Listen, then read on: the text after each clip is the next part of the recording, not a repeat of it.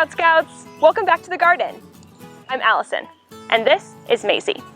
Today, we're going to be learning about compost. We'll be making our own compost pile, and we'll also talk about how you can practice making a compost pile in your home if you don't have room for a pile of your own. Let's dig in. You might remember these cards from our previous episode where we drew the journey from soil to smoothie. In this episode, we're going to be adding a new friend. Do you know who this is? Yeah, it's a worm. Yes, it's an earthworm. Can you think of another name they might go by?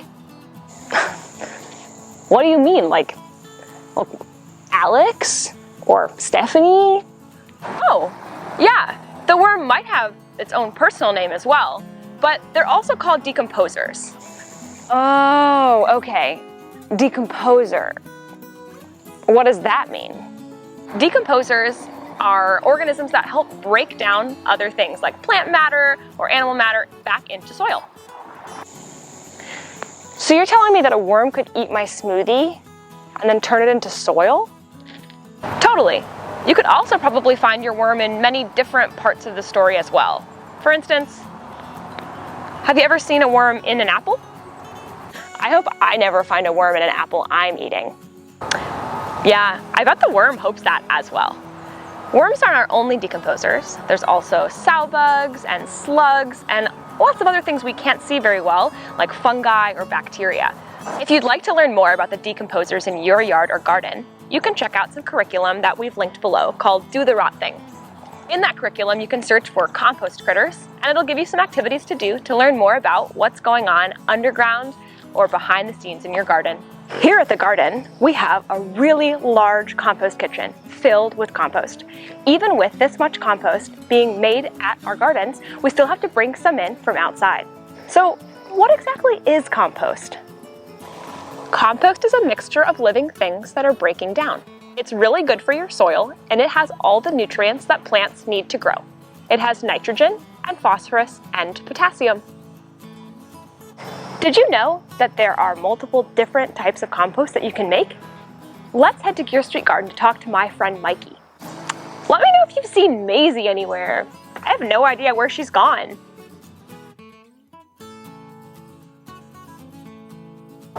Hi, my name is Mikey Cristiano, and I'm the Urban Agriculture Coordinator at Interfaith Food Shuttle's Geer Street Learning Garden. Today we're going to talk about compost. Here at the garden we have two different methods of composting. So right here we have the thermophilic compost pile. It decomposes with microbes that we cannot see. The thermocompost pile will heat up to about 120 to 170 when things are breaking down, and will cool down once the compost is near finished. So over here we have our second type of composting at the garden called vermicomposting, which utilizes worms to break down garden materials. And inside we have a mixture of worms and leaves and materials all breaking down. To achieve a nice balance in the pile, we need both green matter and brown matter. On my left is an example of green matter, an apple, and on my right is an example of brown matter, leaves. Brown matter is things like a straw bale, dried leaves, things that break down pretty quickly, and they're very carbon rich. Green matter is very nitrogen rich. It's what you think about when you put things into your compost bin at home, like your kitchen scraps, but you can also put in things like your lawn clippings or things like plants that you don't want to eat anymore from your garden. We want to be careful not to put noxious weeds into our compost pile though, because they like to stick around and then come back when we put that soil back into our garden. We actually want to put 1 part green matter to 4 parts brown matter. So that's 4 times as much brown matter as green matter. When we put it together in that ratio, we get a nutritious soil for our garden. A noxious weed is a weed that spreads pretty rapidly. Often, they're pretty tough. They can survive the really hot temperatures of a compost pile, and then when you think your compost is done and you put it back on your beds, they can spring back and crowd out the plants you really want to grow. When you're getting rid of noxious weeds, you want to make sure you put them in a separate pile from your compost pile. Let's go learn more about composting with gardener Allison. Welcome back to the Geer Street Learning Garden. Let's go check out our compost piles that we have here. After talking to Mikey about thermophilic compost piles, I'm really interested to see what the temperature of our compost piles are right now.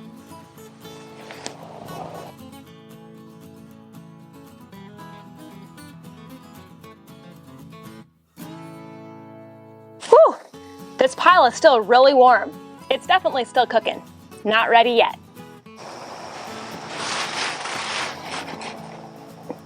Whereas this pile is pretty cool in there. I think this one's all ready to use.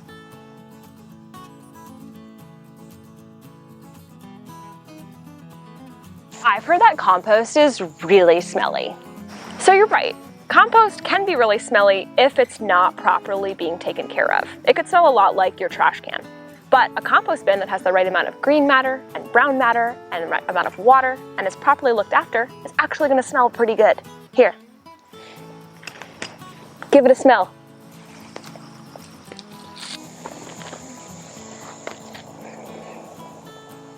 Oh wow, that's not bad at all.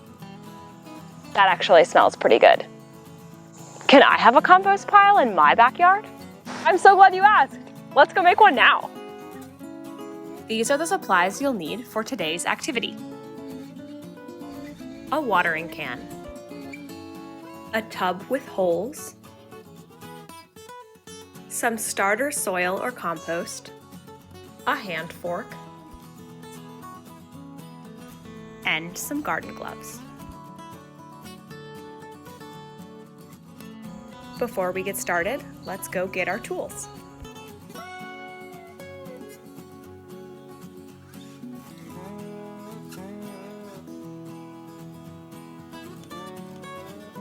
Let me gather my supplies. Awesome! So I have all of my supplies, and I have my brown matter and my green matter and my water and my starter compost that I'm going to layer in. I'm going to start with a layer of brown, and then I'm going to water it. Layer of green, water it, soil, water it. Ready? Let's go!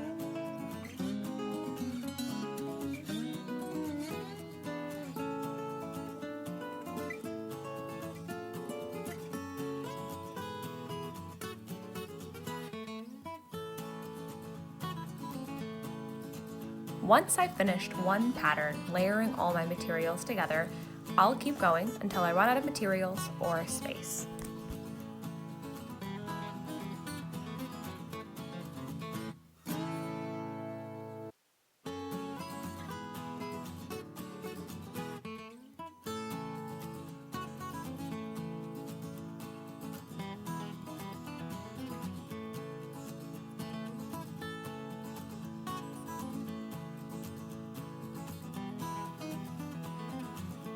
And that's how you build a compost pile.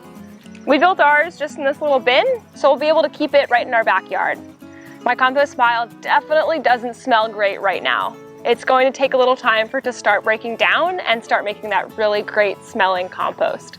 I could probably fit one more layer on top, but I definitely want to make sure there's enough room for air in my compost pile, and then I'm going to let it sit for quite a while so that the things can break down into compost. To prepare to make this compost pile, I saved up a bunch of food scraps and vegetables from my garden for quite a while, so I was able to fill this bin right here. If you're making this compost pile at home, you're probably going to do it a little bit slower. It's going to be over time as you find things that you're not able to eat or things you don't want in your garden anymore. If you don't have a big garden space at home, or you're a little nervous about starting to compost on your own, you can use a composting service. A compost service like Compost Now pick up your green matter that you put into these bins, and then they take it to another location, mix it up with brown matter and water, and turn it into compost. This compost can be returned to you at the end of the season, or it can be donated to a place like our garden here with the Interfaith Food Shuttle. To get some practice before you start a compost bin of your own, you can do it at home with blankets. Hey, Al, didn't you try that out not too long ago? I did. Let's check out some pictures.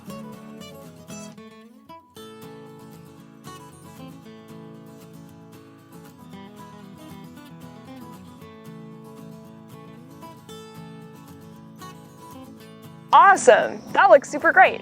If you'd like to learn how to make your own blanket compost at home, check out the link in the description below. When you're finished working in the garden, always put your tools back where they came from.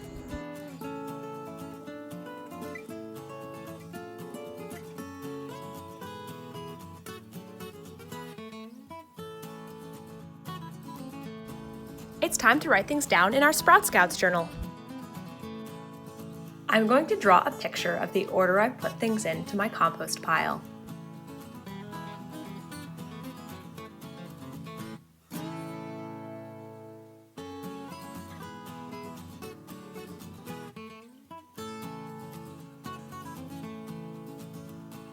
I'm going to draw a key so I remember what each of the colors stood for.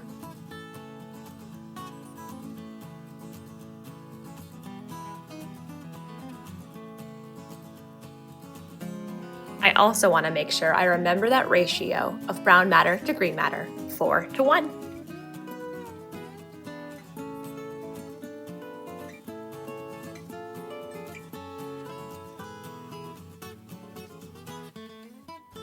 If you'd like some additional journal prompts, go ahead and pause this video and write some of these down in your Sprout Scouts journal. Whew! Today was such a busy day. We learned all about the types of compost, how to make a compost pile, and we even made a compost pile of our very own. Join us in our next episode where we use compost to help prepare a bed for planting. We'll get our hands dirty. See you there!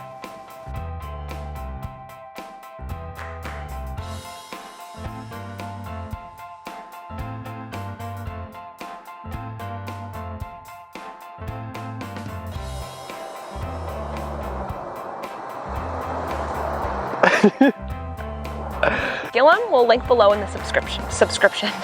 Indecent. All right. You write. You're. What? Gusano. Gusano. Earthy.